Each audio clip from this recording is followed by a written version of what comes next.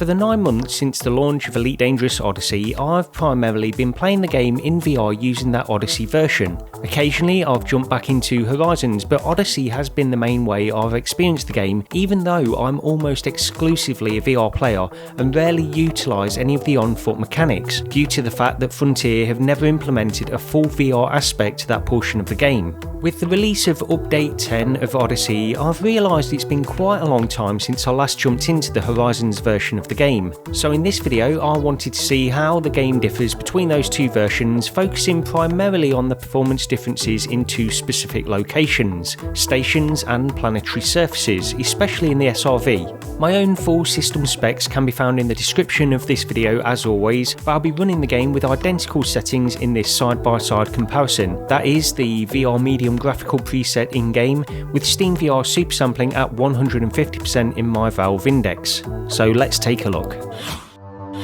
Immersed robot.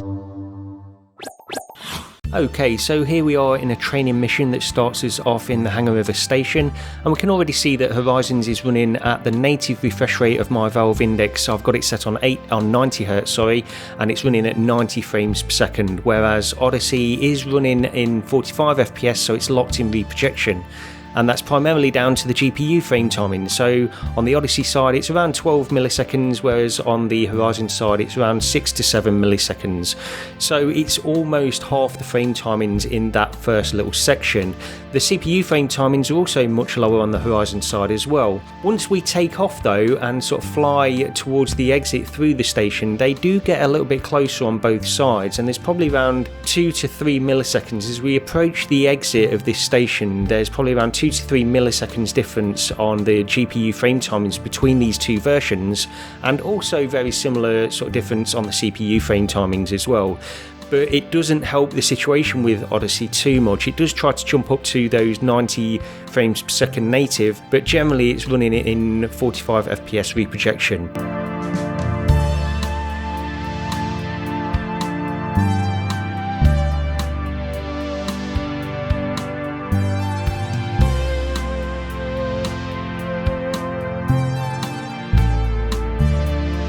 But things do improve for Odyssey Update 10 once we get out of the station and we fly around in space. It is able then to get up to those 90 FPS native.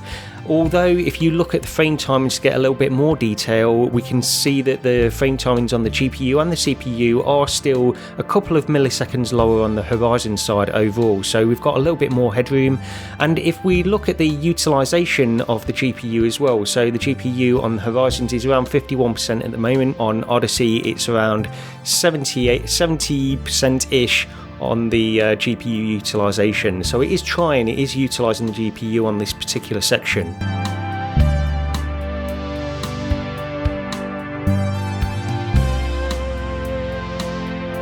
And then once we get onto the training mission, which is the other section I'm trying out in this video, we can see once again Horizons is running at 90 FPS native. Odyssey, as we fly over the surface, it's generally sort of locking to 45 FPS reprojection once again, although it does sort of fluctuate a little bit and occasionally we can get glimpses of 90 FPS native. But overall you can see the frame timings on the GPU side are once again much higher, almost double the GPU frame timings on the Horizon side.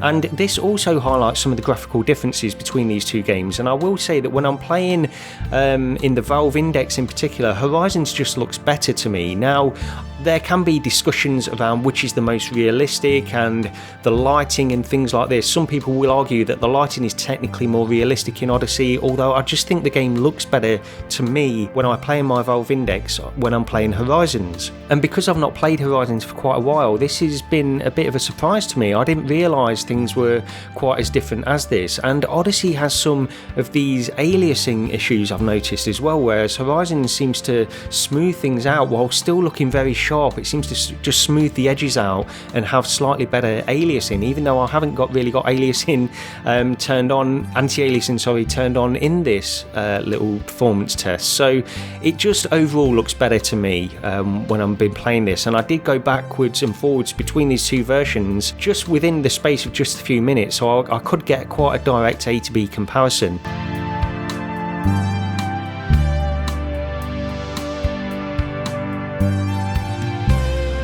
And once again, performance, once we get out in the SRV on the surface of the planet, you can see that we're basically locked in reprojection on the Odyssey Update 10 still, and on Horizons we're still running at those native 90 frames per second.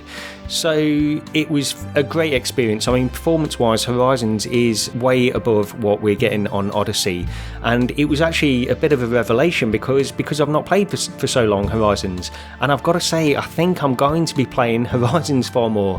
The only thing I'll be missing out on, I suppose, is those atmospheric planets, and that's really just a view, because I don't get any gameplay extra, because I really don't use the on-foot sections of Odyssey on those atmospheric planets and do exploration in that manner. I generally just get like a nice view from those atmospheric planets, but if I'm getting these performance gains, then I guess I'm going to have to go back to Horizons for a while. I'll keep checking back in on Odyssey, of course, but yeah, I think this is made up my mind that if I'm playing this game really for fun, then I'm just going to be playing the Horizons version. And yeah, it was just an interesting little point of view, really. The performance makes all the difference, and it looks better too. I've got to say, it does look better to me. So yeah, but yeah, those are my thoughts anyway. Let me know what you think in comments if you go back and forth between these two versions. But that's pretty much it for this video. Thank you very much for watching, and I'll see you next time.